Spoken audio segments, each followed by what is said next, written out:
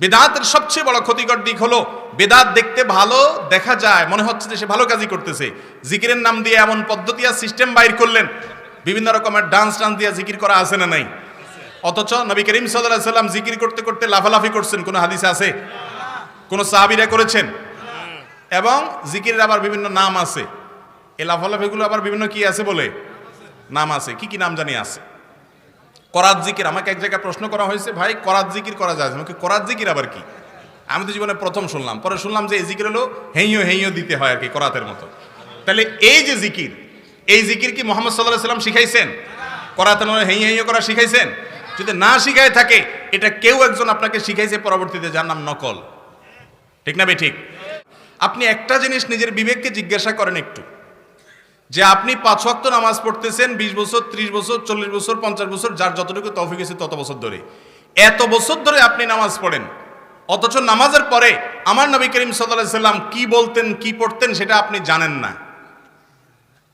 এটা কি ত্রুটি নাকি ত্রুটি না? এটা কেন জানেন না জানেন?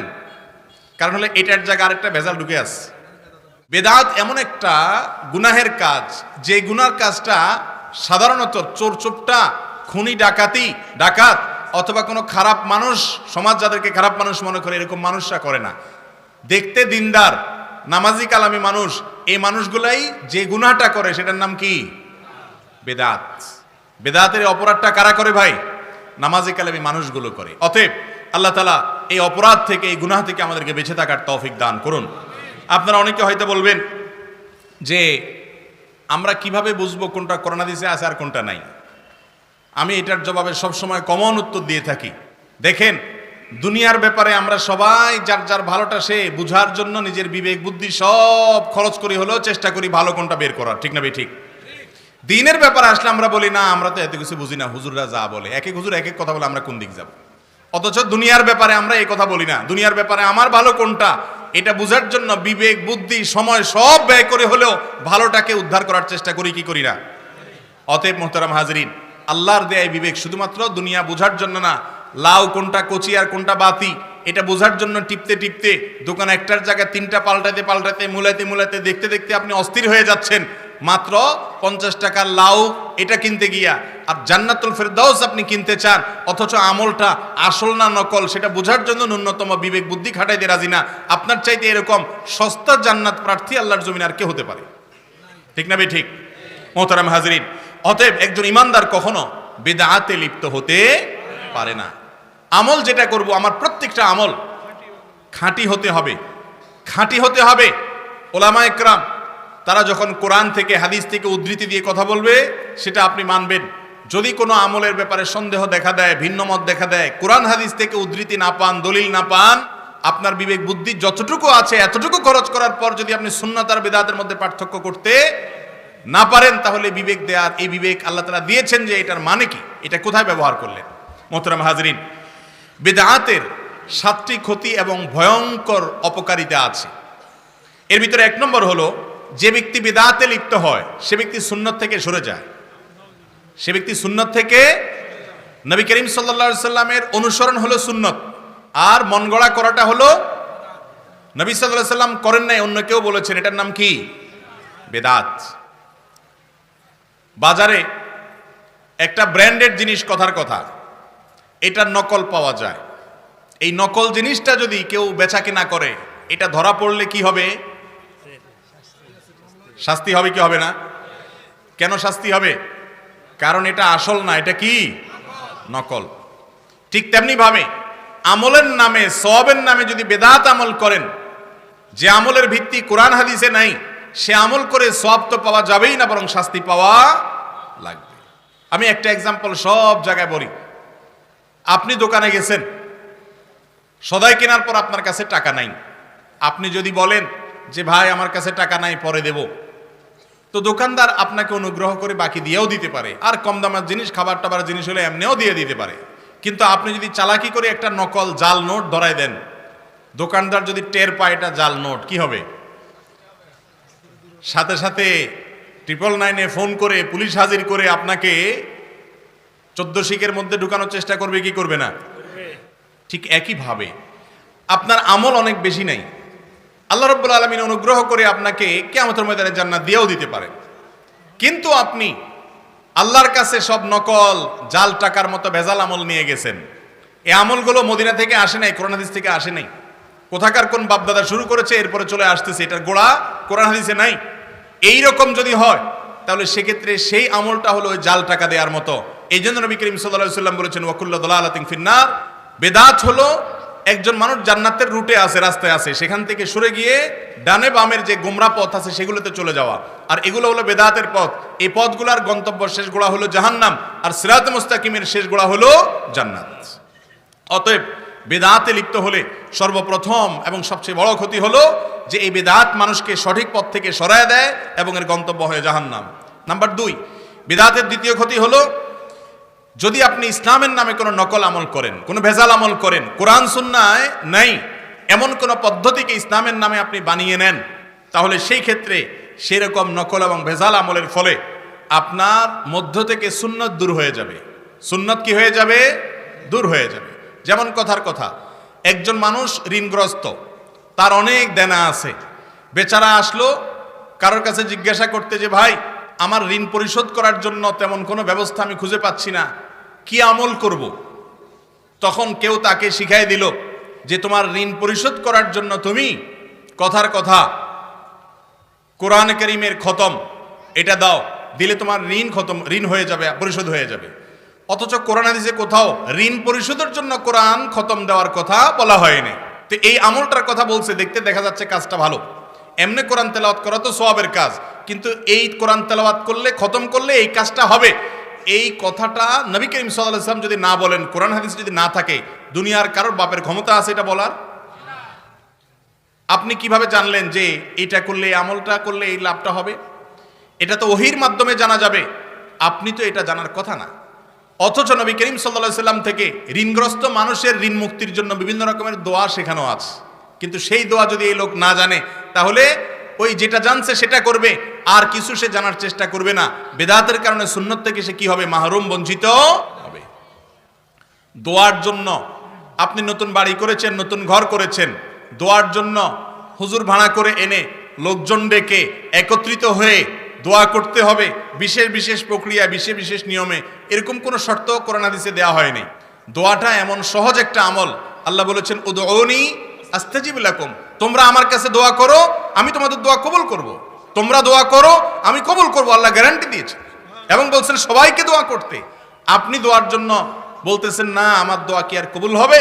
এই জন্য এলাকার সব মানুষ দাওয়াত দিয়ে এনে আপনি জিলাপি মিষ্টি কিনে, এরপর একজন হুজুর এনে, আপনার বাবা মারা গেছেন, মা মারা গেছেন, আপনি হুজুরকে দিয়ে দোয়া করাইতেছেন। এই হুজুরকে দোয়া করার কন্ট্রাক্টরই কে দিয়েছে? আল্লাহ রাসূল সাল্লাল্লাহু আলাইহি ওয়াসাল্লাম কি লাইসেন্স দিয়ে গেছে যে হুজুররা তারা শুধু দোয়া করাবে, তারা দোয়া করালে সেটা কবুল হবে? এমন কোনো কথা কোরআন বা হাদিসের কোথাও আছে? কোরআন হাদিসে যেটা আমরা পাই সেটা কি? আপনার মৃত মা বাবার জন্য আপনি দোয়া করেন, অথবা কোনো ওলামায়ে কেরাম, মুরব্বী বা যে কোনো মুসলমানের কাছে দোয়া চান, ভাই, বাবা, চাচা বা হুজুর, আলেম ওলামা, আমার মা বাবার জন্য একটু দোয়া করিয়েন। আপনি যখন আপনার আল্লাহর কাছে দোয়া করেন তো আমার মা বাবার জন্য একটু দোয়া করিয়েন, এটাও সুন্নাহ দ্বারা সাব্যস্ত। আপনি দোয়া নিজেও করেন, মানুষকে দিয়ে মানুষের কাছে দোয়া চান, কিন্তু দোয়া করানো, মুর্দার জন্য দোয়া করানোর কোনো সিস্টেম নবী করিম সাল্লাল্লাহু আলাইহি সাল্লামের জীবনে একবারের জন্য পাওয়া যায় না। দোয়া করানো কি? করা, চাওয়া, করানো, ফরম্যাট কয়টা হইছে? 3টা। একটা হলো নিজের দোয়া নিজে করলেন, আরেকটা হলো অন্যদের কাছে দোয়া চাইলেন, আর 3 নম্বরটা হলো দোয়া করাইলেন। এই করানো আর চাওয়ার মধ্যে একটা সূক্ষ্ম পার্থক্য আছে। কি সেটা? চাইতে পয়সা কড়ি লাগে না, চাইতে কোনো বাজেট, কিন্তু করাইতে বাজেট লাগে। ঠিক না ভাই? ঠিক। করাইতে, দোয়া করাইতে টাকা লাগে না? দোয়া করাইতে কমপক্ষে বাজেট। রেসিপিগুলো কি? রেসিপিগুলো ধরেন কিছু মিষ্টি জিলাপি, কিছু আগরবাতি, কিছু গোলাপ জল, আর কিছু ক্যাশ টাকা হুজুরের জন্য। ঠিক না ভাই? ঠিক। এই আইটেমগুলো যদি মোটামুটি থাকে তাহলে দোয়া করানো যায়। এগুলো যদি না থাকে তাহলে কি দোয়া করানো যায়? করানো যায় না। তাহলে এবার আপনি আসেন, দোয়া করানোর এই সিস্টেম, এটা যদি সাহাবীদের কারোর মা বাপ মারা গেছেন, আত্মীয় স্বজন মারা গেছেন, তারা নবীজি সাল্লাল্লাহু আলাইহি সাল্লামের কাছে সে যুগে দরকার ধরেন খেজুর নিয়ে আসছেন বা কিছু নিয়ে আসছেন, সাথে কিছু হাদিয়া দিয়েছেন এবং এরকম আনুষ্ঠানিকতা দেওয়ার জন্য ডেকে করাইছেন, এরকম যদি কোনো কিছু হাদিসে থাকে অবশ্যই আমরা আমাদের মা বাবার জন্য সেই পদ্ধতিতে দোয়া করব। যদি না থাকে তাহলে মুর্দার জন্য এই টাইপের দোয়ার আয়োজন করা এটা মুহাম্মদুর রাসূলুল্লাহ সাল্লাল্লাহু আলাইহি সাল্লামের পদ্ধতিতে নাই। আর যদি না থাকে তাহলে বুঝবেন এই আমলটা আসল না ভেজাল। ভেজাল। এই আমলটার ফলে কি হয় আমি বলি, এই আমলটার ফলে সুন্নত দূর হয়ে যায়। বেদাতের কারণে সুন্নত কি হয়ে যায়? যে দোয়া করানোর অভ্যাস যার মধ্যে গড়ে ওঠে সে দোয়া ভুলে যায়। নিজে যে দোয়া করতে হয় এটা কি করে? এটা ভুলে যায়। মনে করে যে দোয়া মানেই হলো হুজুর ঠিক করে এনে আমাকে দোয়া করতে হবে। চট্টগ্রামের দিকে দোয়ার আবার বিভিন্ন আইটেম আছে, রেট আছে। ফেসবুকে একটা পোস্ট বিশেষ করে ভাইরাল হয়েছে, সে পোস্টে দেখা যাচ্ছে যে কোথাও দোয়ার জন্য রেট বলা হয়েছে যে কথার কথা 50 টাকা, 100 টাকা, 200 টাকা, 500 টাকা। একেবারে কম দামের 50 টাকার দোয়া হলে রেডিমেড দোয়া, সংক্ষেপ সবাইটা একসাথে হুজুর দিয়ে দিবে। 100 টাকা দিলে একটু লম্বা চড়া ধরে হুজুর কিছু বলে টলে দিবে। 200 টাকা দিলে হুজুর আর একটু লম্বা সময় ধরে একটু আল্লাহর কাছে বলে টলে দিবে। আর 500 টাকা দিলে তো কোনো কথাই নাই, কান্নাকাটি হবে দোয়াতে। তাহলে এই দোয়া কি হুজুরের ব্যবসা নাকি কোরআন হাদিসের আমল? তো এইটুক যদি আপনি না বুঝেন, এতটুকু যদি আপনার বিবেককে খরচ না করেন, কিভাবে আপনি এই সস্তা চিন্তা দিয়ে সস্তা আমল দিয়ে জান্নাত কামাই করার চেষ্টা করছেন? মোহতারাম হাজরিন, আবারও বলছি, ভুল বুঝবেন না। দোয়া চাওয়া এটা জায়েজ। সাহাবীরা নবীজির কাছে দোয়া চাইছেন না চান নাই? আবু হুরায়রা রাদিয়াল্লাহু তাআলা আনহু হিসেবে দোয়া করতে চাইছেন, ইয়া রাসূলুল্লাহ আমার মায়ের জন্য দোয়া করেন। চাইছেন না চান নাই? সবাই সবার কাছে দোয়া চাইছেন, আমরাও দোয়া চাইব। কিন্তু মৃত মানুষের জন্য দোয়ার আয়োজন করা, দোয়ার বাজেট ঠিক করা, হুজুর ভাড়া করে কোরআন খতম করানো। আমরাও ছোটবেলায় গেছি, মাদ্রাসায় হুজুররা নিয়ে গেছে 10 জন একসাথে 3 পারা 3 পারা ভাগ করে দিছে, সবাই খতম পড়ছে, মুর্দার জন্য খবরে সব রসানি করবে এবং তখন 10 টাকা 10 টাকা করে ভাগ করে সবাইকে ধরায় দিয়েছে, পড়ে চলে আসছে। আচ্ছা, 10 জন মানুষ যদি 3 পারা 3 পারা করে পড়ে তাহলে সেক্ষেত্রে কারোর কি খতম হয়? হয় না। তাহলে এই যে আমল, এই আমলটা যদি নবী করিম সাল্লাল্লাহু আলাইহি সাল্লাম না শিখিয়ে থাকেন, সে আমলটা আমি মন গড়া যদি করি তাহলে এর নাম হলো নকল আমল, ভেজাল আমল। আপনি আপনার মা বাবার জন্য কোরআনে কারীম পড়েন, পড়ে আল্লাহর কাছে দোয়া করেন, অবশ্যই সেটা ভালো কাজ। আপনার আত্মীয় স্বজন সবাই করেন, ভালো কাজ। কিন্তু সব জায়গায় টাকা দিয়া ভাড়াটিয়া লোক এনে দ্বীনের কাজ, ইসলামের কাজ, ইবাদতের কাজ, সওয়াবের কাজ করা যায় না। কিন্তু আমরা সেই কাজগুলো করি কি করি না? তো বিদআতের দ্বিতীয় অপকার হলো, ক্ষতি হলো, বিদআতের ফলে সুন্নত সরে যায়। যেই ব্যক্তি বিদআতে অভ্যস্ত সে সুন্নত থেকে মাহরুম হয়ে যায়। আপনি দেখবেন 5 ওয়াক্ত নামাজের পরে অনেকগুলো দোয়া আছে, আছে না নাই? অনেকগুলো জিকির আছে। এই মজলিসে যত মানুষ আছেন যে সবগুলো দোয়া জিকির জানেন, প্রায় 10-12টা দোয়া বিভিন্ন হাদিস থেকে দোয়া এবং জিকির বর্ণিত আছে। এই দোয়া জিকিরগুলো সবগুলো মুখস্থ আছে, এরকম যারা আছেন তারা একটু হাত তোলেন। 5 ওয়াক্ত নামাজের পরে যত দোয়া জিকির নবী করিম সাল্লাল্লাহু আলাইহি সাল্লাম বলতেন, পড়তেন, এগুলোর সবগুলা মুখস্থ যারা আছে হাত তোলেন। শোনানো লাগতে পারে কিন্তু হাত তুললে শুধু হবে না। এবার হাতে একটা নামছে, আরো একটা দুইটা নামছে দেখা যায়। ঠিক আছে, আলহামদুলিল্লাহ, 4-5টা হাত উঠছে, আলহামদুলিল্লাহ। আচ্ছা, নামাজ তো আপনারা গত বছর থেকে পড়া ধরছেন সবাই, তাই না? তার আগের বছর থেকে 5 বছর ধরে, মাশাআল্লাহ। তার মানে বুঝজ্ঞান হয়েছে থেকেই, বরং বুঝজ্ঞান হওয়ার আগে থেকেও অনেকে নামাজ পড়া শুরু করছেন, আলহামদুলিল্লাহ। আপনি একটা জিনিস নিজের বিবেককে জিজ্ঞাসা করেন একটু, যে আপনি 5 ওয়াক্ত নামাজ পড়তেছেন 20 বছর, 30 বছর, 40 বছর, 50 বছর, যার যতটুকু তৌফিক আছে তত বছর ধরে। এত বছর ধরে আপনি নামাজ পড়েন, অথচ নামাজের পরে আমার নবী করিম সাল্লাল্লাহু আলাইহি সাল্লাম কি বলতেন, কি পড়তেন সেটা আপনি জানেন না। এটা কি ত্রুটি নাকি ত্রুটি না? এটা কেন জানেন না জানেন? কারণ হলো এটার জায়গায় আরেকটা ভেজাল ঢুকে আছে। যেহেতু একটা ভেজাল আছে এই জন্য আসলটা সরে গেছে। ঠিক না? ঠিক। 5 ওয়াক্ত নামাজের পরে নবী করিম সাল্লাল্লাহু আলাইহি সাল্লাম বুখারীর হাদিস থেকে তাকবীরের কথা আসছে, আল্লাহু আকবার বলতেন। যদিও সেটা নিয়ে উলামায়ে কেরামের অনেকে বলেছেন, আব্দুল্লাহ ইবনে আব্বাস রাদিয়াল্লাহু আনহু বর্ণিত যে তিনি তাকবীরের কথা বলেছেন, এটা অন্য তাকবীর। যাই হোক, সেটা আরেক বিষয়। 3 বার ইস্তিগফার, আস্তাগফিরুল্লাহ, আস্তাগফিরুল্লাহ, আস্তাগফিরুল্লাহ। এরপর আল্লাহুম্মা আনতাস সালাম ওয়া মিনকাস সালাম তাবারাকতা ইয়া যাল জালালি ওয়াল ইকরাম। এর পাশাপাশি আয়াতুল কুরসি। 5 ওয়াক্ত নামাজের পরে কি পড়া? আয়াতুল কুরসি পড়া। এরপর 3 কুল, সূরা ইখলাস, কুল হুয়াল্লাহ, সূরা ফালাক, সূরা নাস। কয়বার করে? আন্দাজে মেরে দিছেন, একবার করে। 3 বার হলো সকাল সন্ধ্যা। আর 5 ওয়াক্ত নামাজের পরে কয়বার? একবার করে। এরপরে আসেন আল্লাহুম্মা আইন্নি আলা যিকরিকা ওয়া শুকরিকা ওয়া হুসনি ইবাদাতিক, একবার। লা ইলাহা ইল্লাল্লাহু ওয়াহদাহু লা শারীকা লাহু লাহুল মুলকু ওয়া লাহুল হামদু আলা কুল্লি শাইইন কাদির, একবার।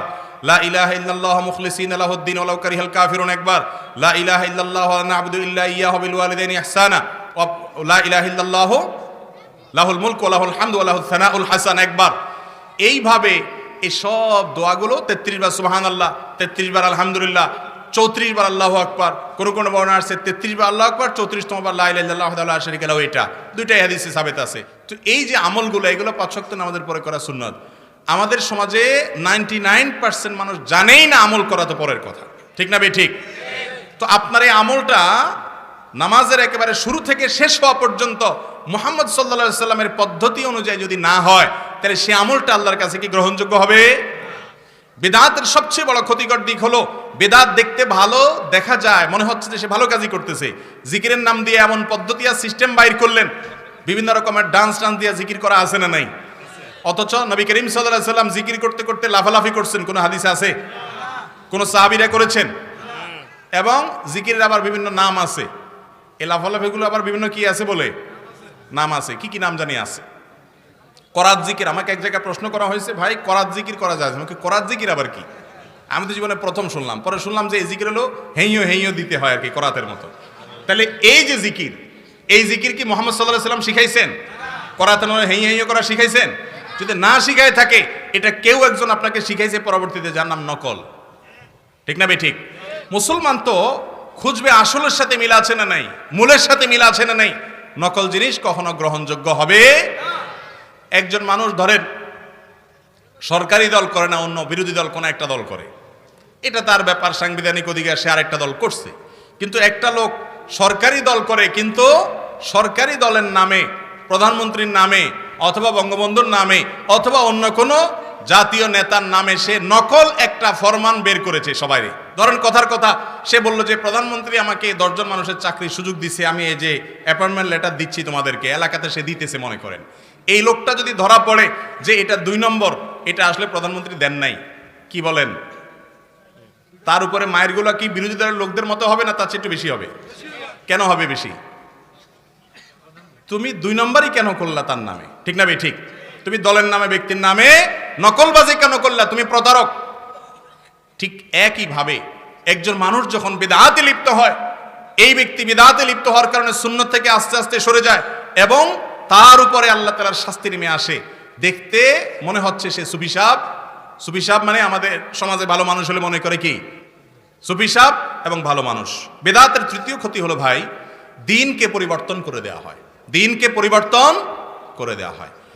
নবী করিম সাল্লাল্লাহু আলাইহি সাল্লাম দ্বীনকে যেভাবে রেখে গেছেন, 100 বছর পরে একজন একটা বেদাত ঢুকাই দিল, 200 বছর পরে আরেকজন একটা ঢুকাইলো, 300 বছর পরে আরেকজন একটা ঢুকাই দিল, এক এক সময় এক একটা ঢুকাইলো। 1400, 2000, 2500 বছর পরে এসে দেখা যাবে নামাজ নবী করিম সাল্লাল্লাহু আলাইহি সাল্লাম যেভাবে রেখে গেছেন ওটা পরিবর্তন হয়ে আর ওটা আসলটা আর কিছু নাই। এরকম হবে কি হবে না? তো যদি দ্বীন বিকৃত হয়ে যায়, সেই দ্বীন কি আল্লাহর কাছে গ্রহণযোগ্য হবে? এই জন্য শরীয়ত বিদআতের ব্যাপারে এত কঠোর সতর্কবার্তা নবী করিম সাল্লাল্লাহু আলাইহি সাল্লাম দিয়েছেন।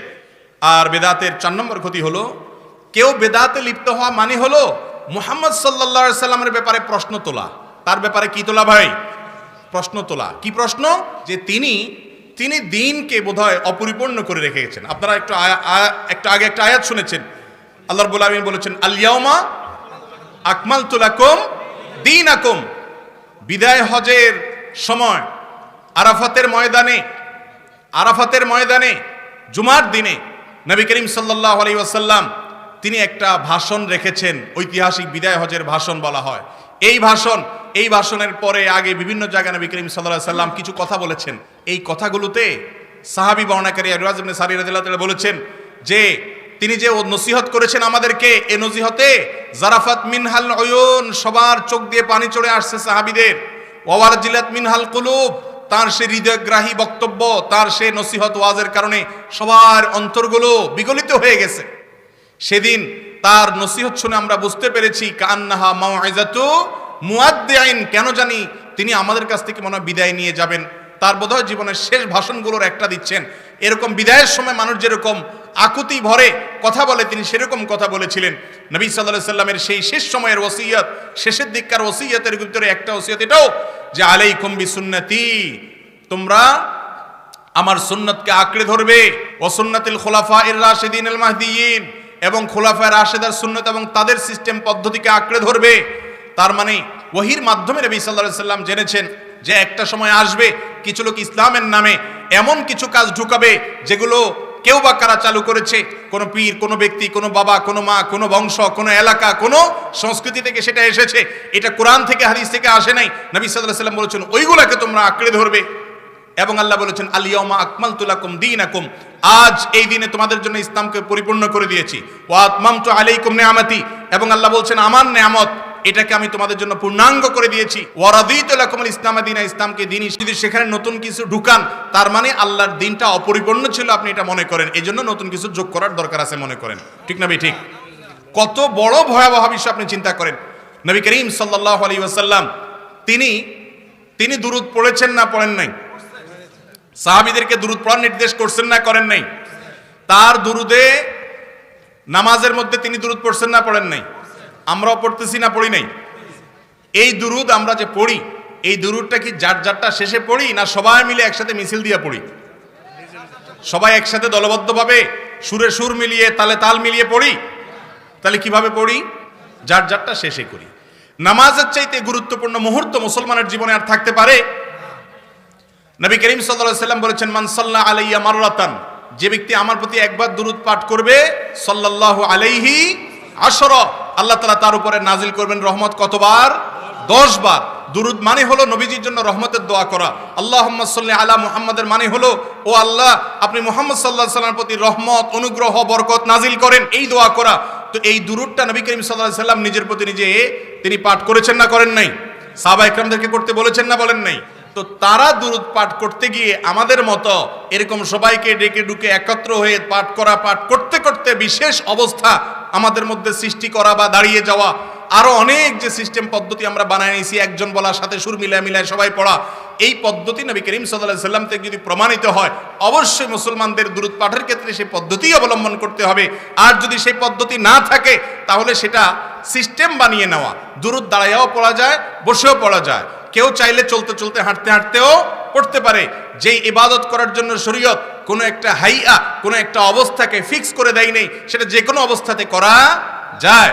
কিন্তু যদি আপনি মনে করেন যে না এটা পড়তে পড়তে আর বসা যাবে না, দাঁড়ায় যেতে হবে, অথবা এটা বসে করা যাবে না, দাঁড়ায়েই করতে হবে, অথচ হাদিসে সেরকম কোনো শর্ত দেয় নাই, তাহলে আপনি দ্বীনের ভিতরে নতুন একটা জিনিস জোড়ায় দিলেন, সংযুক্ত করে দিলেন, নকল করে দিলেন, এডিশন করে দিলেন, এর ফলে সেটা বিদআতে পরিগণিত হতে পারে। ঠিক না ভাই? ঠিক। নবী করিম সাল্লাল্লাহু আলাইহি ওয়াসাল্লাম দুরূদ পাঠের ক্ষেত্রে যদি কোনো সিস্টেম ঠিক করে না দেন, আপনি কে সিস্টেম ঠিক করে দেওয়ার? আপনাকে সে রাইট কেউ দিয়েছে? দিন তো পরিপূর্ণ হয়ে গেছে, নতুন করে তো আর কোনো কিছু যোগ হওয়ার সুযোগ নাই। দুরূদ পাঠ এটা কি ইবাদত না ইবাদত না? এটা কি সওয়াবের কাজ না সওয়াবের কাজ না? এই ইবাদতের পদ্ধতি শেখানোর জন্যই তো মুহাম্মদ সাল্লাল্লাহু আলাইহি ওয়াসাল্লাম আসছেন। ঠিক না ভাই? ঠিক। মুহাম্মদ সাল্লাল্লাহু আলাইহি ওয়াসাল্লাম কেন আসছেন দুনিয়াতে? ইবাদতের পদ্ধতি শেখানোর জন্য। ভাইরা আমার, এই পদ্ধতি যখন আমি আমার মন গড়া করব, সেটা ইবাদতের পরিবর্তে বিদআতে পরিগণিত হতে পারে। আল্লাহ তাআলা আমাদেরকে বুঝার তৌফিক দান করুন। এগুলো অনেক সময় ইগোর প্রবলেমের কারণে, জেদের কারণে আমরা সত্য গ্রহণ করতে পারি না।